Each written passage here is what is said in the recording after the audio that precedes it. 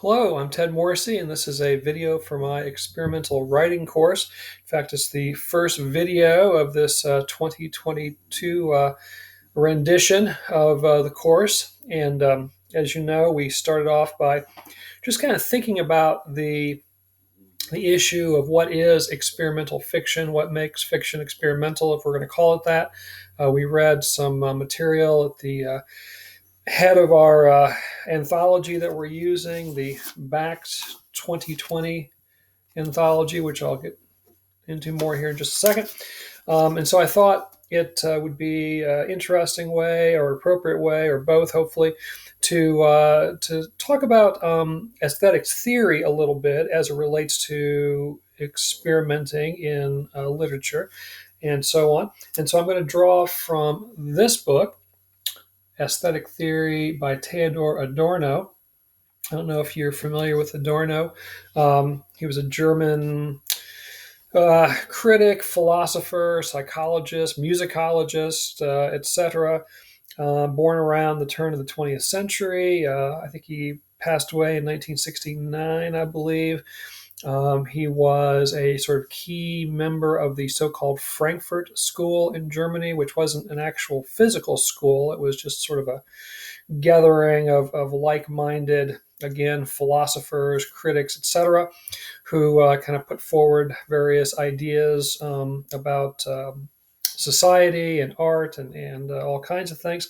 The Frankfurt School kind of developed between the war years, World War I and World War II. Of course, at the time, they didn't know that's the time frame because they didn't know World War II was coming. But one of the things they were primarily interested in was looking at the sort of capitalist forces that were at work in Europe, in particular, since they were in Germany, and how that pressure created by capitalism was resulting in things like the Great War and other sorts of historical developments at the time. Now, Adorno, as I said, was a philosopher and a critic, a teacher, that kind of thing. And he never really sort of put his aesthetic theory or theories, perhaps, into one book. He wrote a lot of criticism about literature and the visual arts and music especially, and over the years. And so his theory was sort of developed and sort of expressed by his using it to discuss these various art forms. He also, as I said, was a teacher, and so for a number of years he would teach various seminars that would involve aesthetic theory. But as I said, he got towards the end of his life and had never really taken all of that and put it into a single book. And so he decided to. And so he spent several years, pulling from his lecture notes and from his various critiques that he had written over the years and talks that he had given, at conferences and so forth, and was pulling all that together. And had completed a draft and a couple of revisions of that draft before he unexpectedly, apparently, passed away, because he intended to come back and to do at least another draft and hopefully finalize the manuscript before it was published. But as I said, he never got a chance to do that. So the book that was ultimately produced isn't a complete and final draft. One of the things that Adorno was struggling with as he worked to revise the book was its structure, and so he planned to come back and to kind of rearrange things a last time or two. There's a lot of repetition in the book, some ideas that he kind of speaks to here and there, and then at the end again. And so probably he would have consolidated all that together and maybe removed some of it here, some of it there. We don't really know. He had some notes that he had written about the final revision or revisions he was going to do that the editors who put together this book drew from, but there's a lot of guesswork involved. So it's a really kind of disorganized book, but yet I was introduced to Adorno and to this book in particular in my early 40s when I was working on my doctoral dissertation. And it really spoke to me in many ways. And so I've come back to it again and again over the years. Um, and uh, and so I just wanted to share some of it with you, just kind of drawing some ideas from it, and maybe expanding a little bit on my own as I go here. But I thought that Adorno in particular would be interesting to look at because of, as I said, the Frankfurt School's interest in capitalism and the pressures that it created in society and how that manifested itself in art and other kinds of ways. Because, as in the introductions to the best American experimental writing 2020, one of the introductions written by Seth Abramson and Jesse Damiani speaks directly to this, and several of you noted it in your discussion posts and so forth. But they write that we gave our project the title we did, as in Best American Experimental Writing, because we knew that America's market economy has long been the arbiter of whether, when, and how the most daring artwork finds an audience. Anything the market cannot classify, it cannot sell. Anything it cannot sell, it has no interest in whatsoever. All right, so one of their goals then was to take all this, really experimental work and to somehow package it in such a way that it might have a more mass appeal, more mass audience that takes a look at it and so forth. And that very much is, one of the things that we, are going to be talking about as the course commences, because there really has developed in our culture sort of two different worlds when it comes to writing, and then the world that various writers occupy.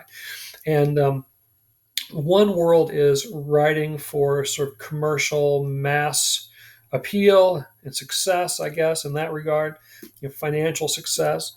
And then the other is writing due to artistic sensibilities and being compelled to create work that the writer knows is not going to have mass appeal, and yet they feel compelled to write it nevertheless. Now, there was a time when these two worlds were not completely separate. Hold on, I got to pause. Got a dog barking. I'm at home by myself, so I got to deal with the dog. Be right back. As I was saying, there was a time when these two worlds for writers were not completely isolated, and I suppose one could argue they're not completely isolated now. But again, there was a time when writers could be both experimental and successful in a sort of capitalistic standpoint. Writers who were pushing the boundaries of narrative and so on, and yet they found pretty large audiences via commercial publishers. An example that always pops to mind, as we've already kind of talked about him on the discussion board, is Kurt Vonnegut. His work, Slaughterhouse-Five, Breakfast of Champions, and so on, was definitely a different sort of writing.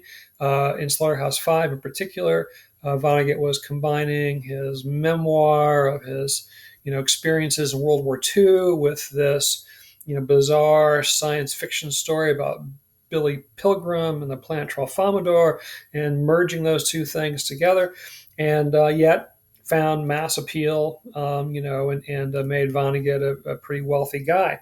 And we can find other examples in the 20th century of that sort of, marriage of experimenting and yet finding commercial success, right? Nowadays, it's much harder to do that. For one thing, we only have a handful of commercial presses left in the U.S., so there's only a handful of presses, and by a handful I mean like 4 or 5, depending a little bit on how you define commercial, that have the wherewithal to get a writer's work to a mass audience. And so, just the odds are against, being published by one of those publishers, but particularly because those publishers are mainly interested in books. And by mainly, I mean like 99% interested in books that are pretty similar to other books that have been popular. I don't know if you've had the pleasure of trying to acquire a literary agent. But one of the questions that agents will ask on their kind of form query, uh, websites, etc., is a question that is something like, "What what books is your book like?" or "What authors do you write like?" And I know when I have filled out those kind of questionnaires, I'm always perplexed by that question because I've tried to write things that are not like what other writers are writing, and they're not like other books. So I try to answer it to the best of my ability, but I think the question just goes to show that what the commercial industry, is looking for is sameness, right? What agents want is a book like another book which was successful financially, so that when they go to market it to publishers, they can say, well, this book is like that book, and so you should publish this book because that book made a lot of money, and so forth and so on. And so if you are trying to find representation for a book that's not like other books, it's problematic, right? So anyway, there's these two kind of distinct worlds. Experimental writing is a course that's pretty much devoted to the artistic kind of writing, but that isn't to say that some of the same techniques could be transferred over to to books that have a more commercial appeal. Um, I think of books like Station 11, whose author's name is not coming to me. She, combines kind of weird sci-fi, speculative fiction stuff with, more contemporary, realistic fiction stuff, and kind of creates these sort of hybrid novels.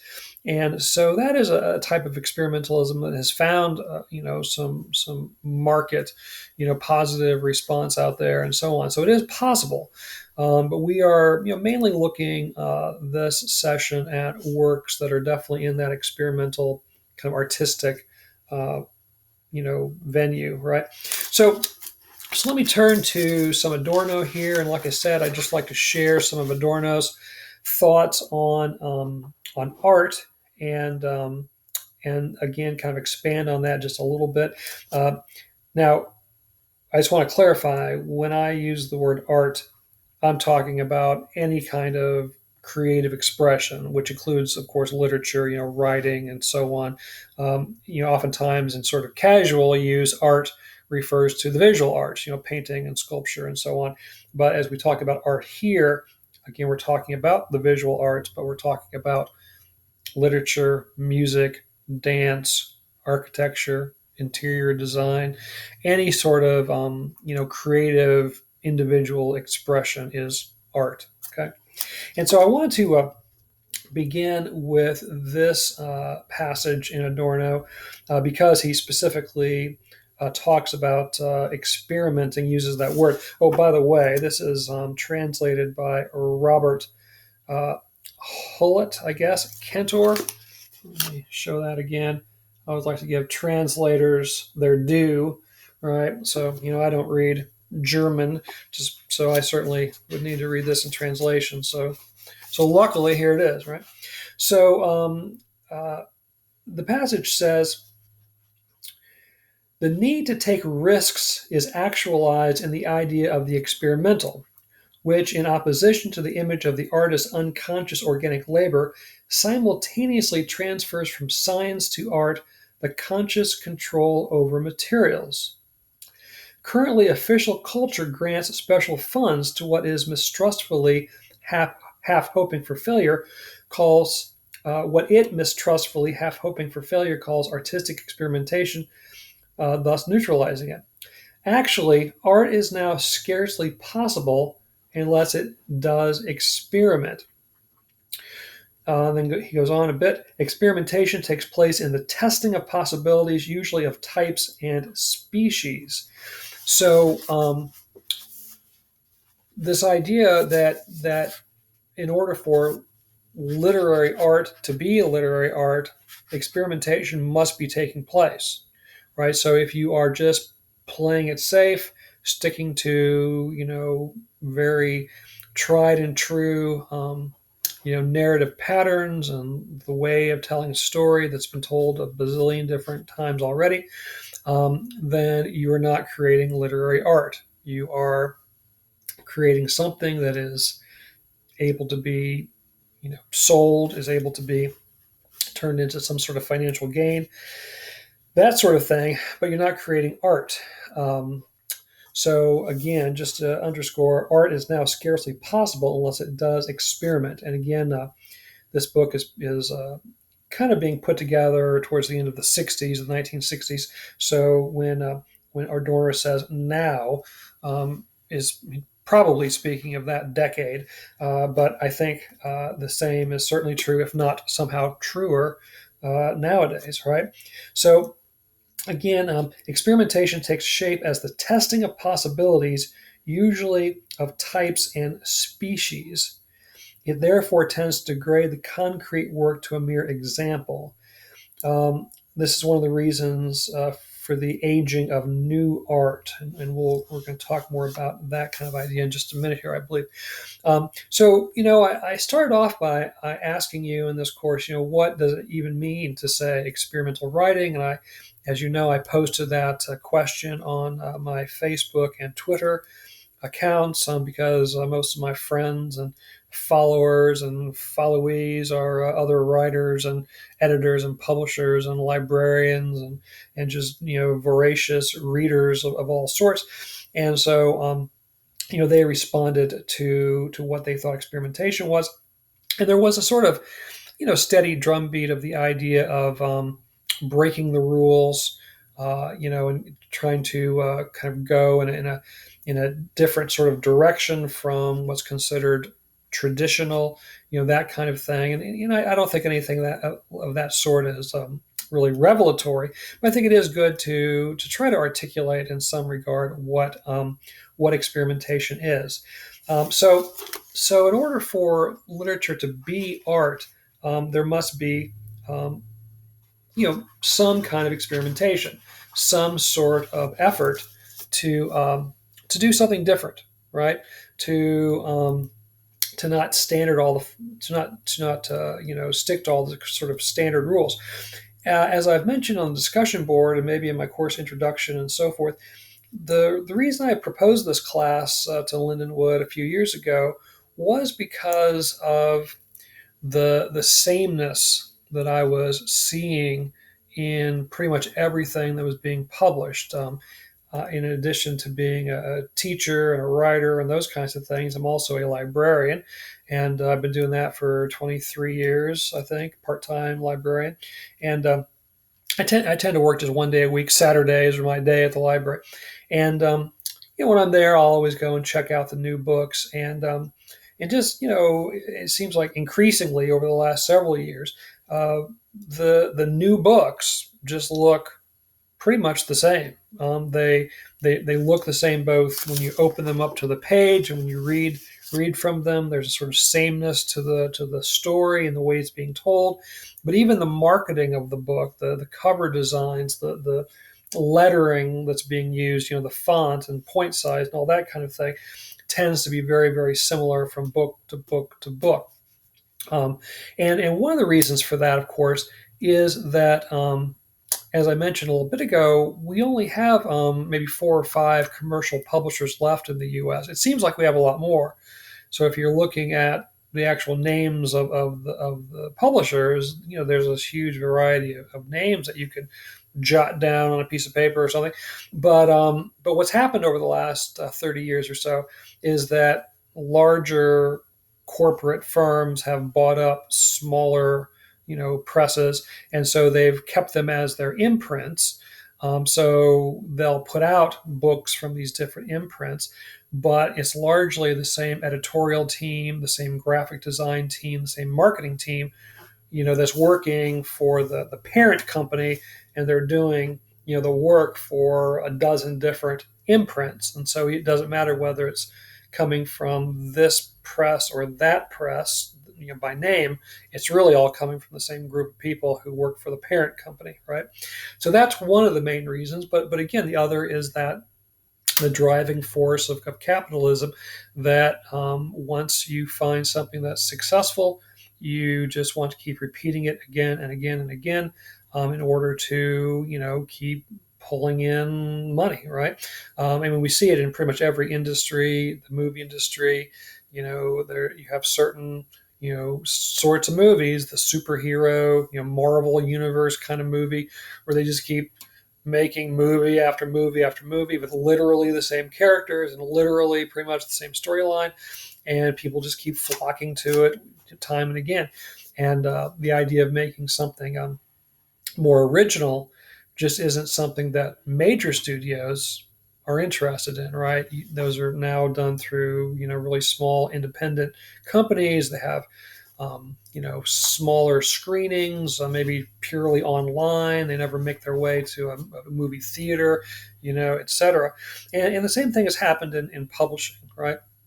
So, so here we are. So let's look at a few other little things here. So art is trying to be different, trying not to follow the mold, right? And so another thing that Adorno writes here early on in the book, he says the possible combinations are limited, and actually everything that can be played on, it is implicitly given in the keyboard. Now he's talking obviously about music, but kind of metaphorically. The new is the longing for the new, not the new itself. So that's an important concept, I think. So as writers, we have sort of limited materials that we can work with, right? We can work with words, and generally speaking, we're putting those words on a page, either a printed page or a computer screen page of some sort. And so we don't have a lot of options beyond that. So we've got to work with traditional modes, right? In some ways. But yet we want to try to think of different ways of using those materials so that we are creating something which is new, although nothing can truly be new since human beings have been engaged in creating art for millions of years, right?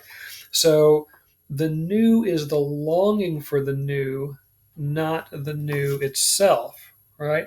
So if you're thinking of yourself as a literary writer as opposed to a genre writer or popular writer or commercial writer, whatever adjective you want to plug in there. If you're thinking of yourself as a literary writer, you are thinking about how to create something which is new. And even if you don't entirely achieve that, the fact that you have been trying to do that is what makes it literature, right? Literary art. Okay. Let me pull some other stuff here. And again, this is largely at random here. As far as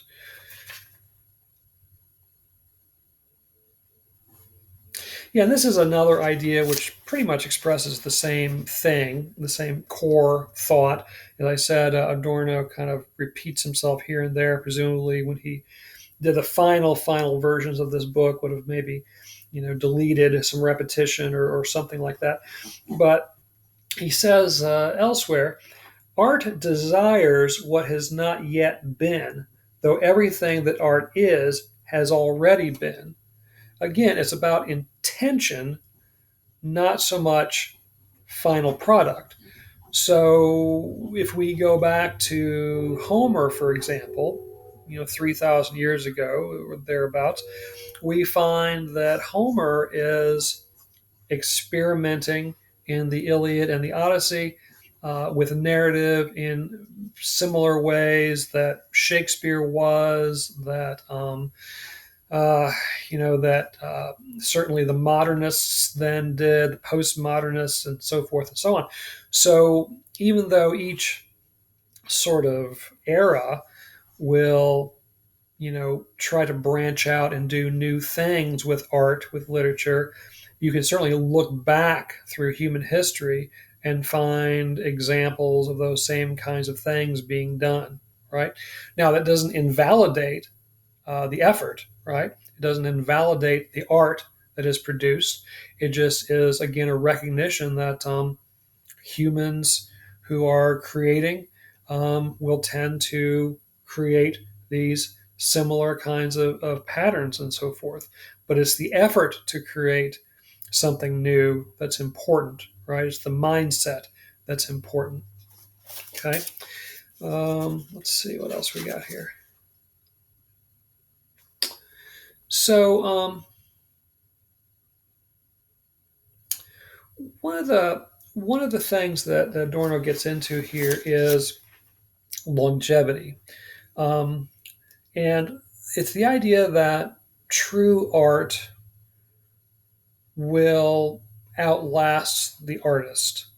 Um, we see a lot of writers who are commercially successful who are cranking out book after book after book. I'm thinking of the James Pattersons, the Danielle Steeles, the Nora Roberts, who just week after week after week are just mass producing pretty much the same story again and again and again. Are they popular? Absolutely. Do they make nice incomes? Apparently, right? But 100 years from now, are we going to be talking about the collected works of James Patterson? Are 500 years from now, are students of writing going to be looking at the Alex Cross novels and discussing their artistic merits and how to replicate them or whatever it might be, right? Probably not, right? Because that's not what James Patterson and Nora Roberts and so forth and so on. That's not what they were about as writers. They have been very successful in the kind of writing they sought to do, but their work is not going to really outlive them. I mean, it literally is. The books are going to be around, but will they be seen as these great writers they're going to be studied throughout time? And I could be wrong, but I'll never know, right? Um, and so, in a similar vein, Adorno writes, "Great works wait. While their metaphysical meaning dissolves, something of their truth content, however little it can be pinned down, does not. It is that whereby they remain eloquent. Great works wait." And that idea there, I particularly think about when it comes to my own literary idol, which is the writer William H. Gass, who passed away in 2017. But if you've had me for other classes, I always talk about Gass, and I'm sure I'll be talking about him, sharing. He has his own literary theories about writing that I'm sure I'll be touching on as we go throughout the session. But that particular idea about art waits reminds me of his novel The Tunnel. His great novel, 650 pages. It was published in 1995. He worked on it for 26 years. He began working on it in the 60s, 1960s, and as I said, it wasn't published until 1995. And when it was published, got pretty mixed reactions, and some people, some critics were just out and out hostile toward it. It was like, we've waited 26 years for this, and we're very disappointed in it, and so on. Now, it did go on to win the American Book Award in 1996, and it certainly had its advocates, its fans when it was published. But like I said, pretty mixed bag, and including some very hostile sorts of views of the book. What Gass was writing about was, well, 650 pages. He was writing about a lot. But one of the sort of threads that he sort of develops throughout the book is this idea of fascism, and how for a lot of people there is this sort of fascist thread that's very easily sort of tapped into. And one of the things that he talks about in this context is Nazi Germany. And he basically, makes the case through his main character, William Kohler, who is a historian, that Nazi Germany was not some, blip on the radar that had never happened before or will never happen again. That, people will like to point to it as this kind of exceptional moment in time. The Holocaust is something that, again, never had happened before, will never happen again. And fascism, being on the march throughout Europe, that was this unique sort of thing.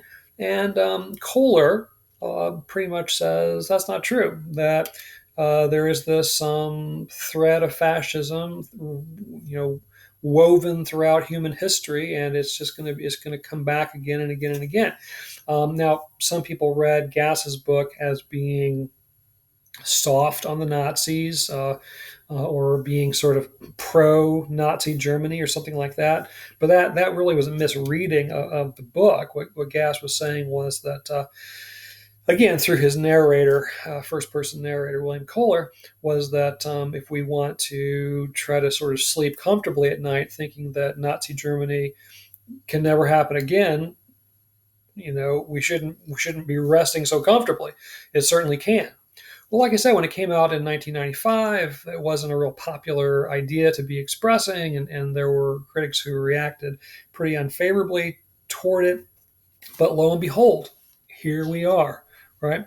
As several people have pointed out over the last 2 or 3 years, in various articles here and there, Gass's vision is coming true. Here we are in a time where we're seeing the rise of fascism again, right? The Republican Party has largely embraced the idea of authoritarianism. We see them, embracing the idea of a president who is very dictatorial, who they're going to keep in power in spite of democratic outcomes, right? I don't know if you pay attention to the news, but last week, CPAC, which is the big Republican convention where anybody who wants to be somebody in the Republican Party goes to CPAC and hopefully can give a speech and kind of be seen. It was in Hungary. The Republican CPAC convention was in Hungary last week because of Hungary's authoritarian leader. If you pay attention to the news media, you might know that the highest rated cable news show is Tucker Carlson's nightly show on Fox News. Tucker Carlson is pro Putin, pro Russia, very much promotes authoritarian ideas. We see a rise in book censorship, in book banning. We see conservatives literally promoting the burning of books at school board meetings and other kinds of places. We know that there are movements afoot in nearly every state to try to change election laws and procedures so that the democratic will of the people can be superseded by a governor or a state legislature to put in place whoever they want to put in place, not who was actually elected by the people of the state. And it's all happening. Roe versus Wade is perhaps on the verge of being overturned, which was unthinkable just a few years ago, but we're like this close. And of course, many states have been busily enacting anti-abortion laws and so on. Oklahoma just passed a a law last week that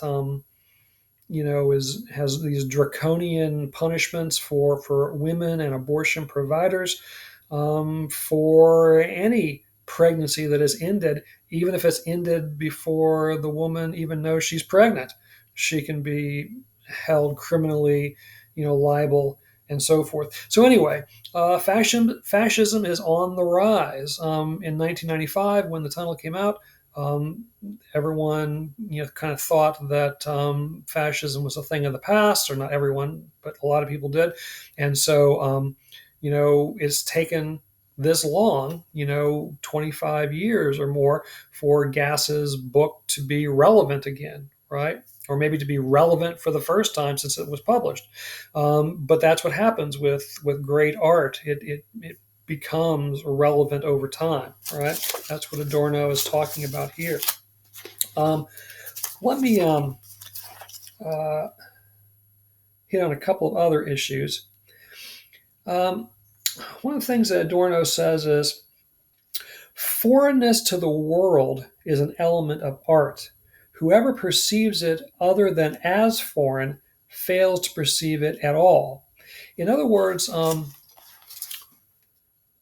the world will look at art, which again is something that's striving to be different from the mainstream, and will see flaws in it, right? And sorry, I wanted to find another quote that was directly related to that. So we'll find what Adorno calls blemishes and other kinds of malformations or whatever. And so they'll see it as strange and different and flawed, but it's not flawed. It's just unique, right? And again, I'll kind of come back to a phenomenon that I think a lot of writers can relate to in the workshop setting, right? Where we toil away on our short story or whatever it might be, and we share it with our peers and our instructor, and hopefully some positive vibes comes out of that. But oftentimes it's just sort of an autopsy, right? It's sort of a autopsy with a report all the failure and flaws and problems and so forth. And not to say that there may not be some things that aren't working that need to be maybe more finely honed or something, but I think a lot of the times the negative assessments are not because of failure or flaws or blemishes. It's because of differences, a difference there that the audience is not used to seeing, right? A foreignness, to use Adorno's phrase here, right? And because it seems different, it must be bad. And so it's rejected as a bad short story, a bad novel chapter, however you want to say it. And again, I'm not saying that sometimes there aren't some issues there that the writer might want to look at to resolve further or to deal with further. But I don't think we should accept every negative criticism as genuine proof that there is something wrong with the story or the novel chapter or the poem or whatever it might be. The truly unique is oftentimes seen as flawed or blemished or foreign or something like that, right? One last idea I wanted to touch on, and again, it's tricky because things are not really laid out here too logically exactly. Again, that's something Adorno was striving for in these final versions, which he never got a chance to put together. But here's my final point. I know this video has gone on a bit. It says, radical art today is synonymous with dark art. Its primary color is black. Much contemporary production is irrelevant because it takes no note of this and childishly delights in color. the ideal of blackness with regard to content is one of the deepest impulses of abstraction. Um, okay, well, I'll stop there in terms of that quote. So, radical art today is synonymous with dark art. Now, he doesn't mean the occult, right? He doesn't mean black magic. He means black art or dark art in terms of its tone, its mood, its subject matter, right? Um, so, so art deals with serious, often depressing kinds of subjects. Now, it can incorporate humor into the mix. So it isn't to say that literary art all has to be sort of, a monolith of depressing images and ideas. Oftentimes, humor can be injected. Sometimes it's kind of a black humor or a gallows humor, whatever you want to call it. But Gas, for example, was very, very funny. He's dealing with very serious issues, but he often found ways of incorporating humor into his books. Vonnegut, who I mentioned earlier, similarly, there was often a comic thread running through Vonnegut's super serious subject matters about the Dresden firebombing or whatever it might be. Um, so so it isn't that art is humorless. It's that its subject matter is serious to the point of sort of darkness and so on, right? Again, we think of literature. There are books that clearly are written just for a light reading. There is the genre of chick lit, right, which is just kind of a fun beach read kind of thing. And so on. David Sedaris, has books that are funny and that kind of thing. And so there are those kinds of books out there.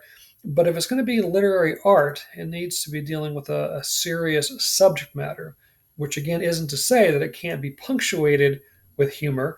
I'll point to Shakespeare as an example.